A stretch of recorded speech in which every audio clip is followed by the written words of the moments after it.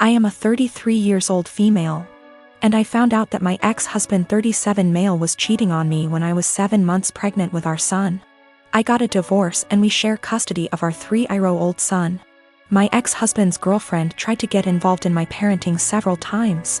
She even commented on my son's name implying that we should agree on a name we all want, not just what I wanted. And tried to dictate what he should and shouldn't have. As a result, she started throwing stuff of his that I paid for myself. Honestly, it's frustrating because I'm barely getting by with the money I have and cannot afford to buy replacement for all the stuff she throws but my ex-husband says it's her house and she gets to decide what can and can't enter. I made a crochet blanket for my son with his name on it. This blanket is special to me, and the tools I used to be able to make it cost me money. Not to mention the time and effort it took to get it down.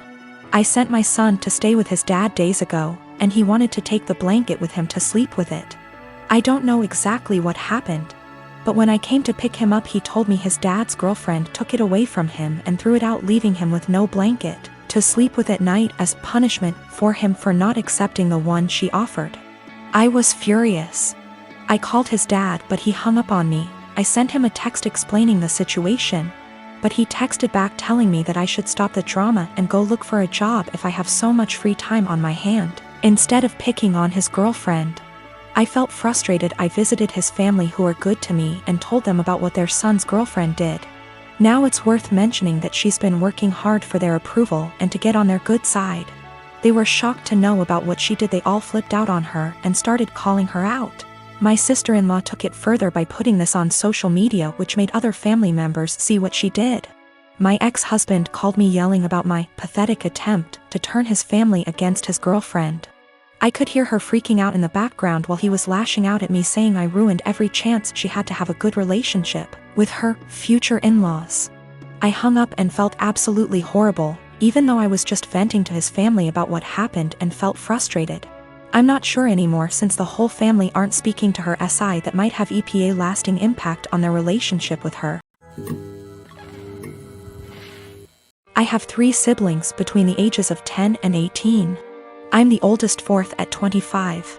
Every year on every single one of our birthday, we're expected to celebrate my mom as well. We've done it since we were little.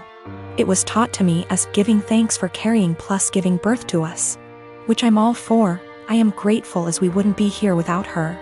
The issue is though, it becomes less of our birthday and more so an anniversary for the day our mom gave birth. Every year on our birthday our mom gets gifts too.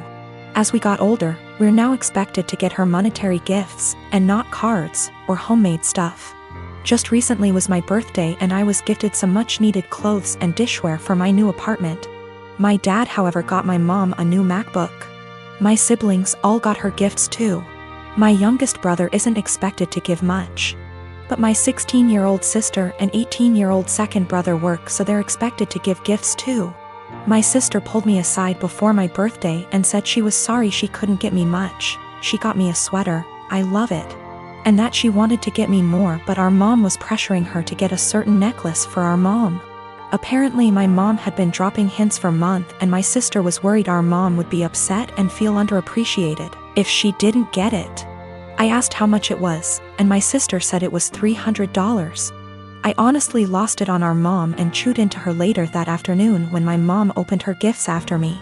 I think she's ridiculous for even wanting my sister to spend so much on a gift. Mom started crying and my dad kicked me out. Mom won't answer calls, but my aunt, mom's sister, called and said I was a POS for not respecting my mother and that I'm a selfish, narcissist child for being jealous of the gifts mom got. I thought I was in the right, but now I don't know. It's been over 2 weeks and mom won't answer my calls. She's been posting on Facebook inspiration quotes about letting go of the toxicity in your life, how blood doesn't equal family, and how hard it is to be a mother. Several family members, aunt, grandma, uncle, and 2 of my cousins, are replying to the posts and are very obviously directing vague comments at me about being a horrible daughter. What to think now because of how many people are on her side. I live in a not so well off area. I am not well by any means, but I have a Wi-Fi connection. My Wi-Fi has a 4 device limit, it's the cheapest plan they have. My neighbors have a 12-year-old daughter who has to attend online classes. I know her well because she comes over fairly often to hang out with my daughter as they are friends. Her name is Shania. We live in India. Shania is an Indian name. I am also Indian. Shania's parents told her they cannot afford Wi-Fi, so she asked me if she can use mine. I agreed, and said the only condition was that she has to study hella hard and do her best. She agreed and has been using it for a while. Over the past 2 months, I have been finding it hard to use my Wi-Fi. The web portal for the Wi-Fi says 4 devices are constantly connected to it when all I am using is my phone, and my daughter is using her laptop. Sometimes, my daughter can't connect to her own classes and uses data. I asked Shania about it last week, and she said her parents forced her to tell them the password and that they have been using it. I went and spoke to her parents about it, and said that it is only for her to be able to attend classes. They said they will stop using it. But over the week, 4 times my daughter's classes got interrupted because there were multiple devices trying to use it. Yesterday, Shania told me that our other neighbors also have the password and are also using it, that her parents gave it to them. I went and warned her parents again, said I will change the password, but they made false promises again and shut their door. I changed the password and gave Shania the new one, but her parents forced it out of her again. My daughter's education needs to take priority, her classes are important. I can't let her education take a back seat, but if I change it again and not give Shania the password, her education will get affected. I don't have a problem with the idea of parents who stay home with their kids. It's not like that. I get that childcare is expensive, and that oftentimes it just makes sense. What I have a problem with is my teenage daughter literally planning her life to only become a som. As in, no college, no jobs, no certifications, nothing at all to support herself until that time might come. I told her that it doesn't have to be college, that not everyone needs college.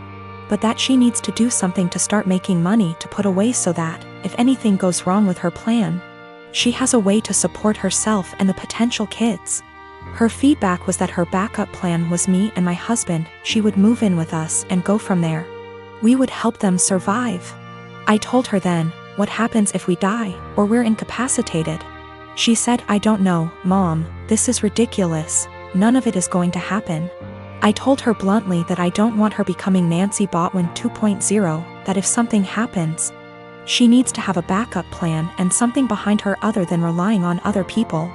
I emphasize that again, it does not need to be college. She can start working retail to learn customer service skills that she can carry on to doing call center work from home if need be.